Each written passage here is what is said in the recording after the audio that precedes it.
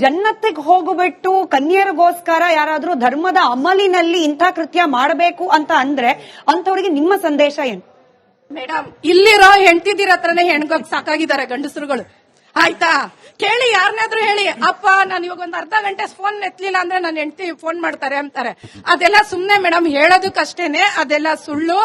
ಏನ್ ಇಲ್ಲಿ ಪ್ರಪಂಚದ ಮೇಲೆ ನಾವು ಭೂಮಿ ಮೇಲೆ ಬಂದ ಮೇಲೆ ನಮ್ದು ಏನಿದೆ ಕರ್ತವ್ಯಗಳನ್ನೆಲ್ಲ ಮುಗಿಸಿ ಒಳ್ಳೆ ಆತ್ಮಗಳಾಗಿ ಮೇಲೋಗ್ಬೇಕೇ ಹೊರತು ಏನು ಇದ್ ಮಾಡೋದಂತಲ್ಲ. ನಮ್ಮ ಧರ್ಮ ಆಗ್ಲಿ ಏನು ಒಳ್ಳೇದಾಗ್ಲಿ ಏನು ಒಳ್ಳೆ ಮನುಷ್ಯತ್ವ, ಒಳ್ಳೆ ಮನುಷ್ಯನಾಗಿ ಬಾಳು ಅಂತ ಹೇಳೋದೇ ಹೊರತು ಊರ್ ಪರಿ ಅದು ಇದು ಅದೆಲ್ಲ ಸುಳ್ಳು ಮೇಡಮ್.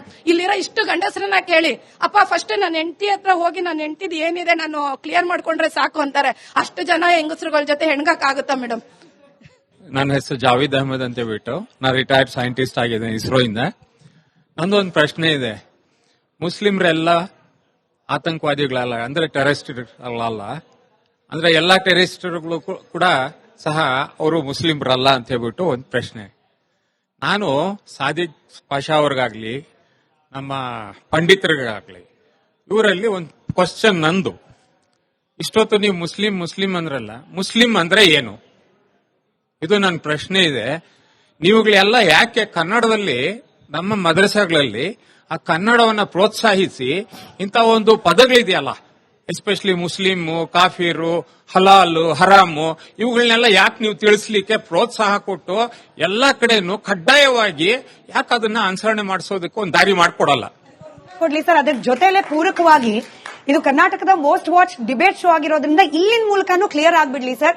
ಜಿಹಾದ್ ಅಂದ್ರೆ ಏನು, ಕಾಫಿರ್ ಅಂದ್ರೆ ಏನು, ಹರಾಮ್ ಅಂದ್ರೆ ಏನು, ಹಲಾಲ್ ಅಂದ್ರೆ ಏನು, ಈ ಪದಗಳನ್ನು ದುರ್ಬಳಕೆ ಮಾಡೋದನ್ನ ನಾವು ದಿನನಿತ್ಯ ನೋಡ್ತಿದೀವಿ. ನಿಮ್ಮಿಂದಲೇ ಉತ್ತರ ಬರಲಿ. ವಾಟ್ ಇಸ್ ಜಿಹಾದ್, ವಾಟ್ ಇಸ್ ಕಾಫಿರ್? ಕಾಫಿರ್ ಅಂತ ಹೇಳಿದ್ರೆ ಇಸ್ಲಾಂ ಅಲ್ಲದವರಿಗೆ ಕಾಫಿರ್ ಅಂತ ಹೇಳ್ತೀವಿ ನಾವು.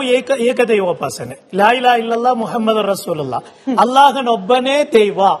ಪ್ರವಾದಿ ಮುಹಮ್ಮದ್ ಮುಸ್ತಫಾರವರು ಅಲ್ಲಾಹನ ದೇವದೂತ.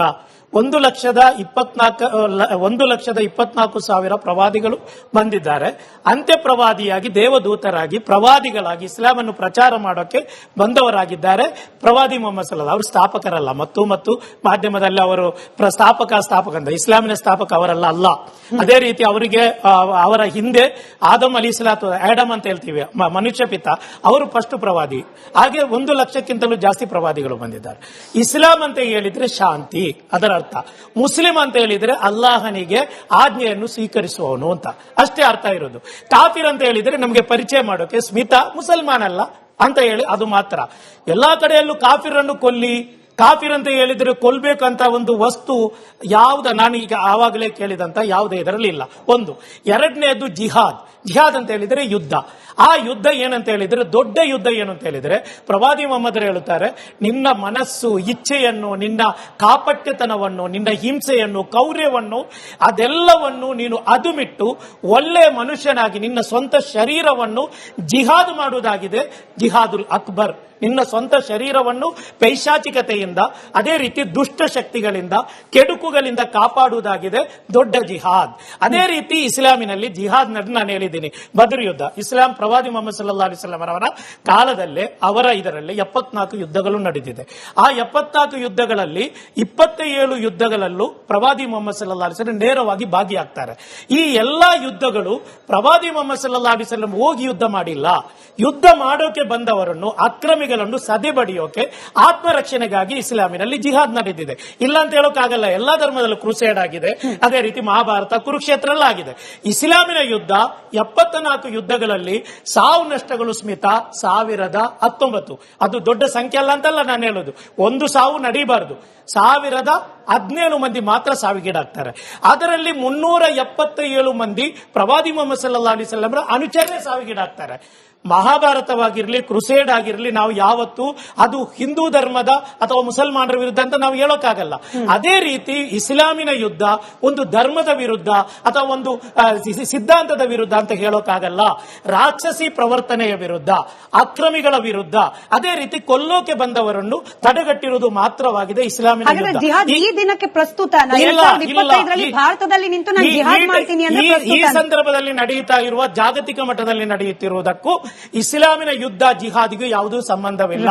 ಇಸ್ಲಾಮಿನ ಯುದ್ಧ ಅಂತ ಹೇಳಿದ್ರೆ ಅದು ಪರಮ ಪವಿತ್ರ, ಅಂದ್ರೆ ಅಮಾಯಕರನ್ನು ರಕ್ಷಣೆ ಮಾಡುವಂತಹ, ಅಕ್ರಮಗಳಿಂದ ರಕ್ಷಣೆ ಮಾಡುವಂತಹ ಒಂದು ಯುದ್ಧ ಮಾತ್ರವಾಗಿದೆ. ಅದರಲ್ಲೂ ನಾನು ಮುಗಿಸ್ತೇನೆ, ಅದರಲ್ಲೂ ಯುದ್ಧದ ಶಿಷ್ಟಾಚಾರ ಇಸ್ಲಾಂ ಹೇಳುತ್ತೆ ಏನು ಗೊತ್ತಾ ಸ್ಮಿತಾ, ಮಹಿಳೆಯರು, ಮಕ್ಕಳು ನಿಮ್ಗೆ ಎಲ್ಲಾದ್ರೂ ಸೆರೆ ಸಿಕ್ಕಿದ್ರೆ, ಆ ಯುದ್ಧಕ್ಕೆ ಬಂದು ನಿಮ್ಗೆ ಏನು ಖಡ್ಗ ಬೀಸಿದ್ರು ಅಂತ ತಿಳ್ಕೊಂಡ್ರು, ನೀನು ಖಡ್ಗವನ್ನು ವಾಪಸ್ ಅವರಿಗೆ ಪ್ರತಿಕ್ರಿಯಿಸುವಂತಿಲ್ಲ, ಕ್ರಿಯೆಗೆ ಪ್ರತಿಕ್ರಿಯೆ ಇಲ್ಲ.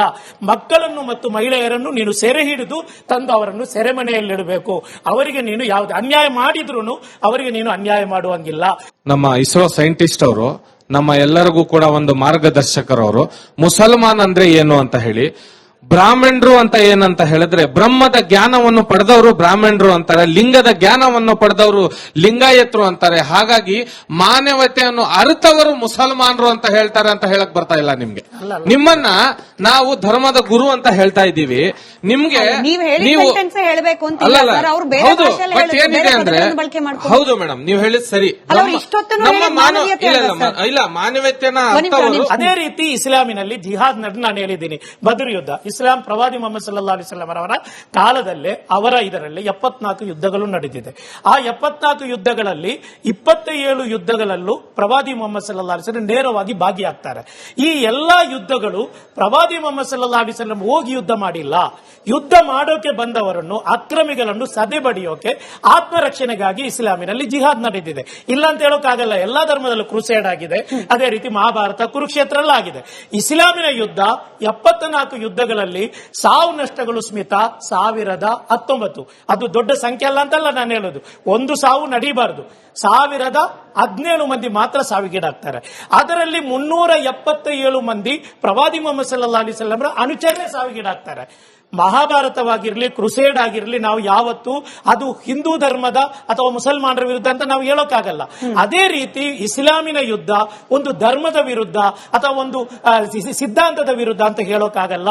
ರಾಕ್ಷಸಿ ಪ್ರವರ್ತನೆಯ ವಿರುದ್ಧ, ಅಕ್ರಮಿಗಳ ವಿರುದ್ಧ, ಅದೇ ರೀತಿ ಕೊಲ್ಲೋಕೆ ಬಂದವರನ್ನು ತಡೆಗಟ್ಟಿರುವುದು ಮಾತ್ರವಾಗಿದೆ ಇಸ್ಲಾಮಿನ ಯುದ್ಧ. ಈ ದಿನಕ್ಕೆ ಪ್ರಸ್ತುತ ಭಾರತದಲ್ಲಿ ನಿಂತು ನಾನು ಜಿಹಾದ್ ಮಾಡ್ತೀನಿ ಅಂತ ಈ ಸಂದರ್ಭದಲ್ಲಿ ನಡೆಯುತ್ತಾ ಇರುವ ಜಾಗತಿಕ ಮಟ್ಟದಲ್ಲಿ ನಡೆಯುತ್ತಿರುವುದಕ್ಕೂ ಇಸ್ಲಾಮಿನ ಯುದ್ಧ ಜಿಹಾದಿಗೂ ಯಾವುದೂ ಸಂಬಂಧವಿಲ್ಲ.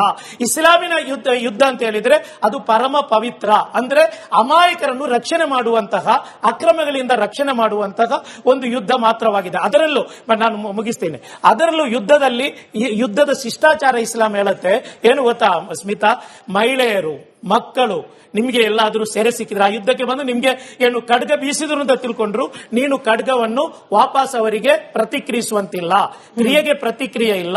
ಮಕ್ಕಳನ್ನು ಮತ್ತು ಮಹಿಳೆಯರನ್ನು ನೀನು ಸೆರೆ ಹಿಡಿದು ತಂದು ಅವರನ್ನು ಸೆರೆಮನೆಯಲ್ಲಿಡಬೇಕು.